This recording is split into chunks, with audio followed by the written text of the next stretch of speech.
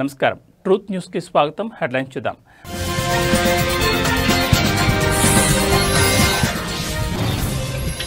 Pulivendula ZPTC ఉప ఎన్నికల్లో TDP win. దాదాపు 5,000 ఓట్ల మెజార్టీతో టీడీపీ అభ్యర్థి లతారెడ్డి ఘన విజయం.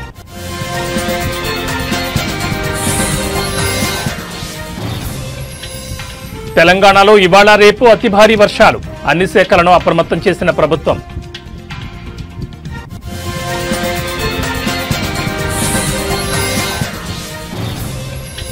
ఏపీలో దంచి కొడుతున్న వర్షాలు. పలు జిల్లాలకు రెడ్ అలర్ట్ జారీ.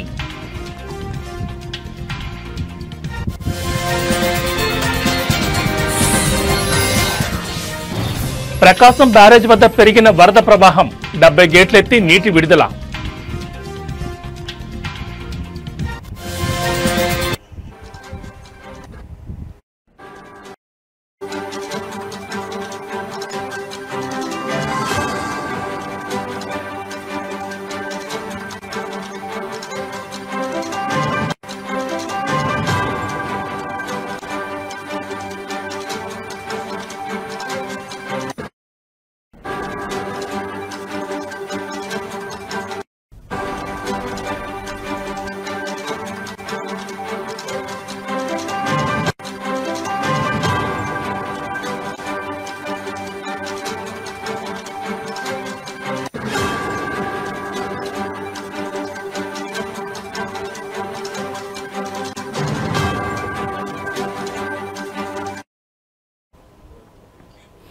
బులెటిన్లో బ్రేకింగ్ న్యూస్ చూస్తున్నాం. పులివెందులలో వైసీపీకి బిగ్ షాక్ తగిలింది.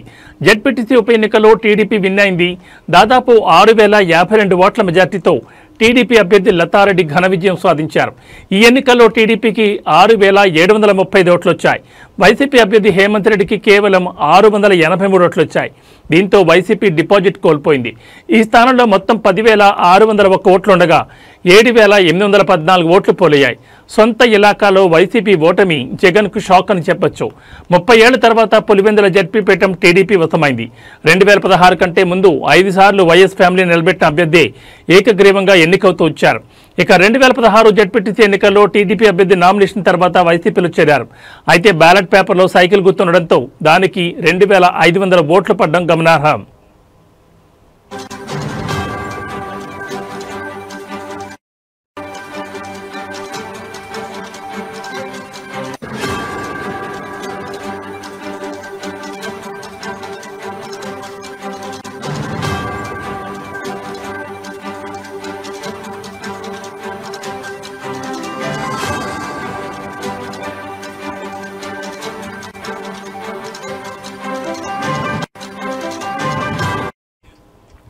కాగా ఈ ఎన్నికను 2 పార్టీలు ప్రతిష్టాత్మకంగా తీసుకున్నాయి. గెలుపు కోసం వ్యూహ ప్రతివ్యూహాలు రచించాయి. ఈ ఎన్నిక ఒక మినీ సంగ్రామాన్ని తలపించింది. గొడవలు, అరెస్టులు, రీపోలింగ్ వంటివి జరిగాయి. వైసీపీ కంచుకోటను బద్దలు కొట్టాలని, టీడీపీ పట్టు నిలుపుకోవాలని ప్రణాళికలు రచించాయి. ఎన్నికలకు ముందు నుంచే తమ ప్లాన్స్ అమలు చేశాయి. చివరికి టీడీపీ అనుకున్నది సాధించింది.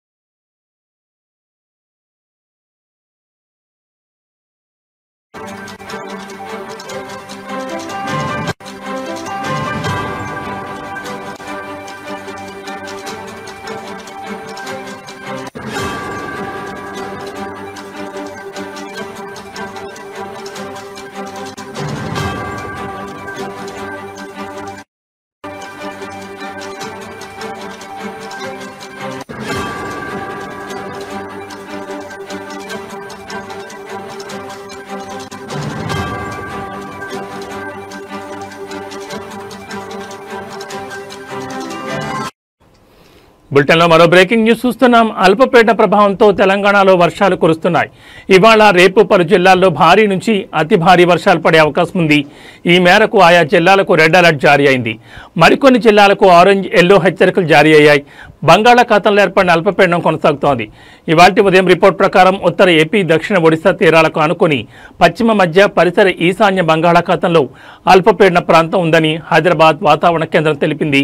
ఇది పశ్చిమ వాయువు దిశగా కదిలి రాబోయే 24 గంటల్లో మరింత ప్రభావవంతంగా మారే అవకాశం ఉంది.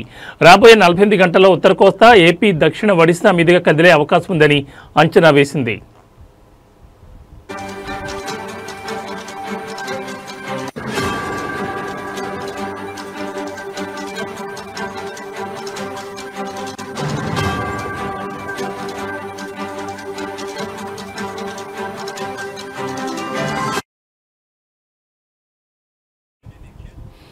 అల్పపీడన ప్రభావంతో తెలంగాణలోని పలు జిల్లాల్లో ఇవాళ రేపు భారీ నుంచి అతి భారీ వర్షాలు పడే అవకాశం ఉంది. ఇవాళ మెదక్, సంగారెడ్డి, వికారాబాద్ జిల్లాల్లో భారీ నుంచి అత్యంత భారీ వర్షాలు పడే అవకాశం ఉంది. ఈ జిల్లాలకు రెడ్ అలర్ట్ ఇచ్చారు. ఇక కొత్తగూడెం, భూపాలపల్లి, కామారెడ్డి, మహబూబాబాద్, మేడ్చల్, ములుగు, నిర్మల్, నిజామాబాద్, సూర్యాపేట జిల్లాలో భారీ నుంచి అతి భారీ వర్షాలు పడొచ్చని అంచనా వేస్తున్నారు. ఈ జిల్లాలకు ఆరెంజ్ హెచ్చరికలు జారీ అయ్యాయి. మరోవైపు ఆదిలాబాద్, హన్మకొండ, హైదరాబాద్, జగిత్యాల, జనగాం, గద్వాల్, కరీంనగర్, ఖమ్మం, ఆసిఫాబాద్, మహబూబ్ నగర్, మంచిర్యాల, నాగర్ కర్నూల్, నల్గొండ, నారాయణపేట, పెద్దపల్లి, సిరిసిల్ల, రంగారెడ్డి, సిద్దిపేట, వనపర్తి, వరంగల్, భువనగిరి జిల్లాలో భారీ వర్షాలు పడే అవకాశం ఉంది. ఈ జిల్లాలకు ఎల్లో హెచ్చరికలు జారీ అయ్యాయి.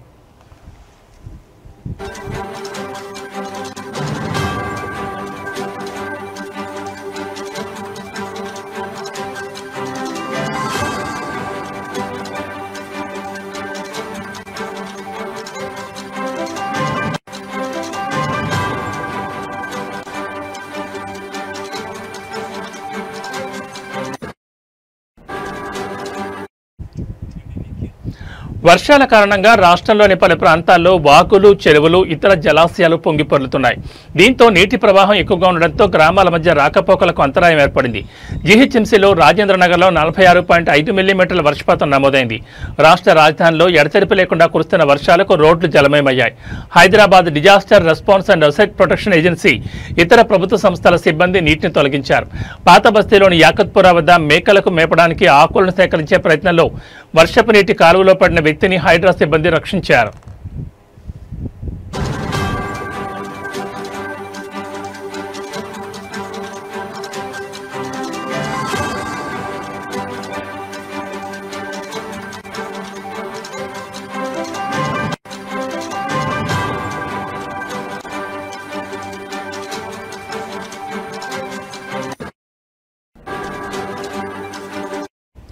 భారీ వర్షాలు కురిసే అవకాశం ఉందని వాతావరణ శాఖ హెచ్చరించిన నేపథ్యంలో అధికారులు అప్రమత్తంగా ఉండాలని ముఖ్యమంత్రి రేవంత్ రెడ్డి ఆదేశించారు.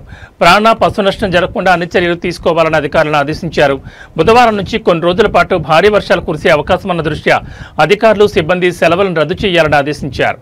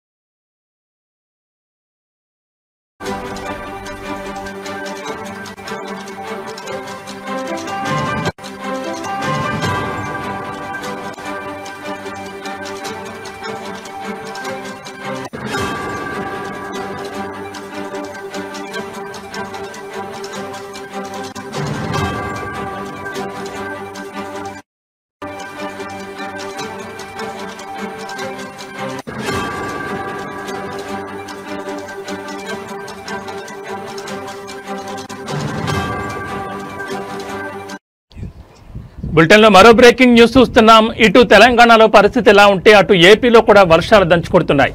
కొన్ని ప్రాంతాల్లో భారీ వర్షం కురవగా కొన్ని ప్రాంతాల్లో అతి భారీ వర్షం కురిసింది.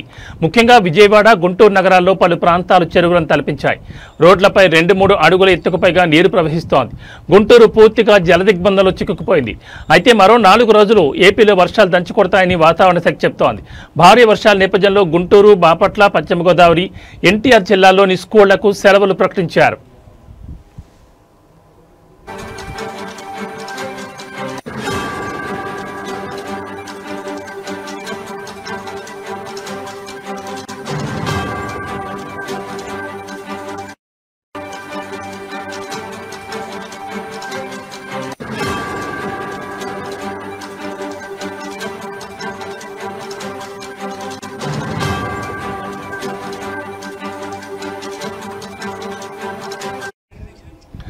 పశ్చిమ మధ్య వాయువ్య బంగాళాఖాతంలో ఉత్తరాంధ్ర, దక్షిణ ఒడిశా తీరాలకు సమీపంలో అల్పపీడనం ఏర్పడినట్లు ఐఎండీ తెలిపింది. దీనికి అనుబంధంగా ఉపరితల ఆవర్తనం కొనసాగుతోంది. అల్పపీడనం పశ్చిమ వాయు దిశగా కదులుతూ తీవ్ర అల్పపీడనంగా బలపడే అవకాశం ఉందని ఐఎండీ తెలిపింది.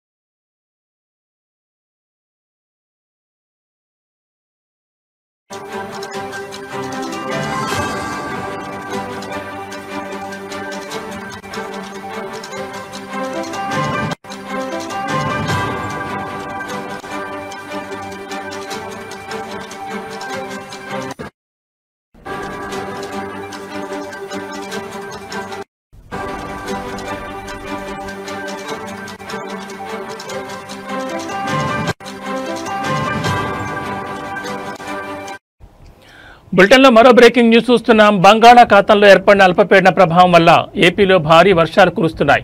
ఉత్తరాంధ్ర సహా ఏపీ దక్షిణ తీర ప్రాంత జిల్లాలు, రాయలసీమలో అక్కడక్కడ పిడుగులతో కూడిన వర్షపాతం నమోదవుతోంది. ఇదే పరిస్థితి మరో 3 రోజుల పాటు కొనసాగే అవకాశాలున్నాయి. కృష్ణానది ఎగువ పరివాహక ప్రాంతాల్లో కురిసిన భారీ వర్షాల వల్ల శ్రీశైలం జలాశయం ఇప్పటికే నిండుకుండలా మారింది. అధికారులు గేట్లనిత్తారు, వరద నీటిని దిగువకు విడుదల చేస్తున్నారు. అటు నాగార్జున సాగర్లోనూ ఇదే పరిస్థితి కొనసాగుతోంది.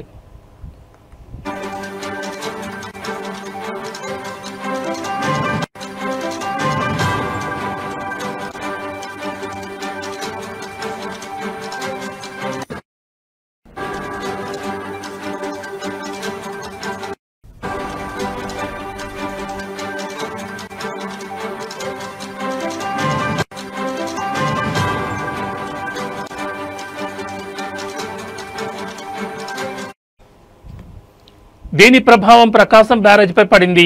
ఇన్ఫ్లో భారీగా ఉంటోంది. దీంతో ప్రకాశం బ్యారేజ్కి చెందిన మొత్తం 70 గేట్లను ఎత్తివేశారు. వరద జలాలను దిగువకు విడుదల చేస్తున్నారు. కృష్ణానదికి వరద ప్రవాహం ప్రకాశం బ్యారేజీ చేరుకుంటున్న కొద్దీ వరద నీటి దిగువకు వదిలేస్తున్నారు. ఈ తెల్లవారుజాము నాటికి ప్రకాశం బ్యారేజ్ ఇన్ఫ్లో 4.50 లక్షల క్యూసెక్లుగా నమోదైంది. వచ్చిన వరద నీటిని వచ్చినట్లే, అంటే మొత్తం 4.50 లక్షల క్యూసెక్ల నీటిని దిగువకు వదిలివేస్తున్నారు. 15 గేట్లను 2 అడుగుల మేరకు ఎత్తారు. మిగిలిన 55 గేట్లను 1 అడుగు మేర ఎత్తి వస్తున్న వరద నీటిని వచ్చినట్లే దిగువకు విడుదల చేస్తున్నారు. బ్యారేజ్ నీటి మట్టం 12 అడుగులు కాగా కృష్ణా తూర్పు కాలువ, కృష్ణా పశ్చిమ కాలువ, గుంటూరు ఛానల్కు నీటిని విడుదల చేశారు.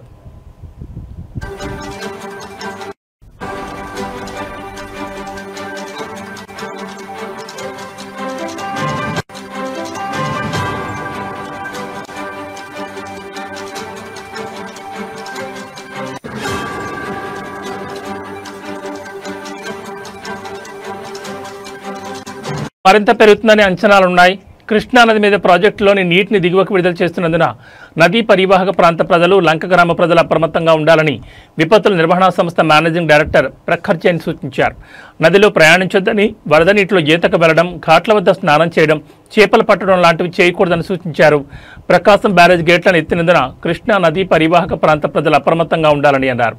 వరద తీవ్రత మరింత పెరిగే అవకాశం ఉందని చెప్పారు.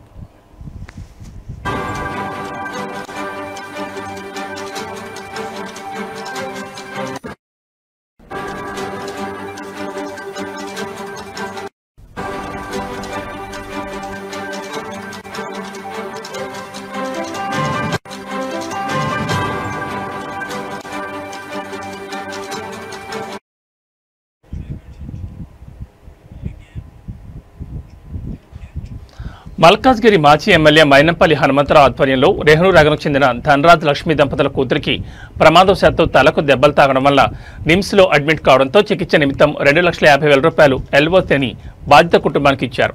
ఇదే సమస్యతో బాధపడుతూ మొదటిసారి అడ్మిట్ అయినప్పుడు కూడా మైనంపల్లి హనుమంతరావు 2,50,000 ఎల్ఓసిని ఇవ్వడం జరిగింది. బాధిత కుటుంబం అన్నా సేవ సహకారాన్ని హృదయపూర్వకంగా ధన్యవాదాలు తెలియజేశారు.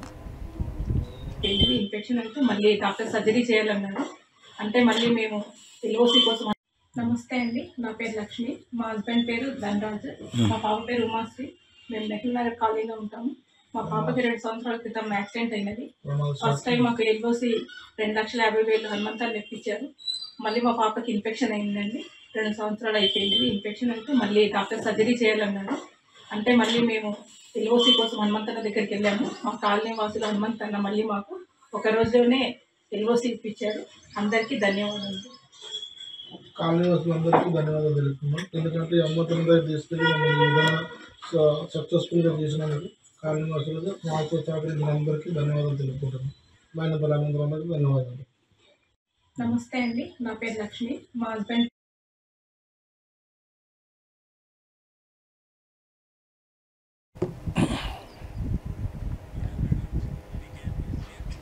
శ్రీ సత్యసాయి జిల్లా పెనుగొండ డీఎస్పీ నరసింగప్ప అందించిన వివరాల మేరకు పెనుగొండ మండలం మునిమడుగు గ్రామానికి చెందిన వినోద్ కుమార్ అనే ముద్దాయి పలు ప్రాంతాల్లో ద్విచక్ర వాహనాలు దొంగతనం చేసేవాడని తెలిపారు. దొంగతనం చేసుకుని వచ్చిన డబ్బుతో తాగుడుకు అలవాటు పడి జల్సా చేసేవాడని అన్నారు. తనపైన కర్ణాటక ప్రాంతం, తిరుపతి, అనంతపురం, ధర్మవరం, కర్నూలు పలు ప్రాంతాల్లో ద్విచక్ర వాహనాలు చోరీ కేసులున్నాయని, దొంగిలించిన మొత్తం 31 మోటార్ సైకిళ్లను స్వాధీనం చేసుకున్నారు. నగదులో 18,60,000 రూపాయలను స్వాధీనం చేస్తున్నట్లు డీఎస్పీ నరసింగప్ప తెలిపారు.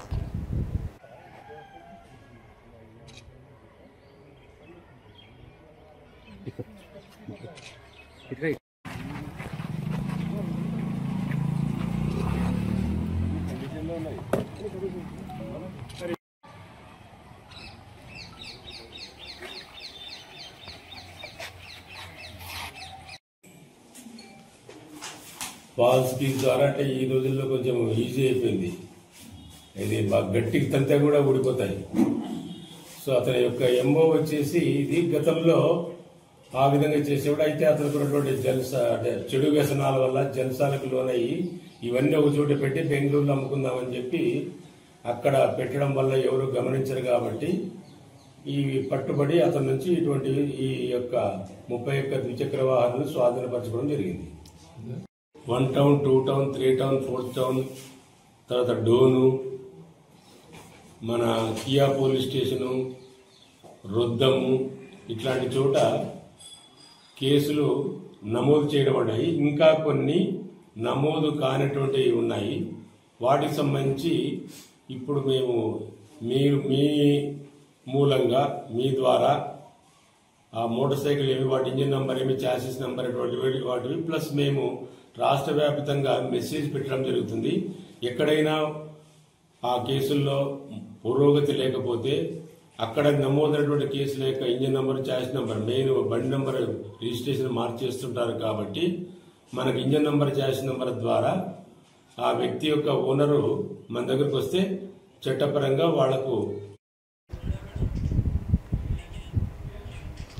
అల్లూరు సీతారామరాజు జిల్లా చింతపల్లి మండలం అంజలి శనివారం పంచాయతీ తాటిబంద గ్రామానికి చెందిన పీవీటీజీ ఆదివాసీ సీదర్ సత్యబాబు తన 8 ఏళ్ల పాప సీదర్ లక్ష్మి అనారోగ్యంతో బాధపడుతుండగా గ్రామానికి రవాణా సౌకర్యం లేకపోవడంతో జోరు వాన్లోనే భుజాన మోసుకుని 4 కిలోమీటర్లు నడిచి బచ్చంత గ్రామం చేరుకున్నాడు. అక్కడి నుంచి ఆటోలో డౌనూరు పీహెచ్సీకి తీసుకెళ్లగా వైద్యులు పరిస్థితిని గమనించి నర్సీపట్నం ఏరియా ఆసుపత్రికి రిఫర్ చేశారు. చివరికి అంబులెన్స్లో తరలించి చికిత్స అందిస్తున్నారు. స్వాతంత్రం వచ్చి 79 ఏళ్లు గడిచిన పీవీటీజీ గిరిజన గ్రామాలకు రోడ్ల సౌకర్యం దూర స్వప్నమే. వర్షం, మట్టి రోడ్లు, అడవిదారులు ఇవన్నీ దాటి తన కూతురి ప్రాణం కాపాడిన సత్యబాబు పోరాటం అభివృద్ధి అనే పదానికి పెద్ద ప్రశ్నార్థకం పెడుతోంది.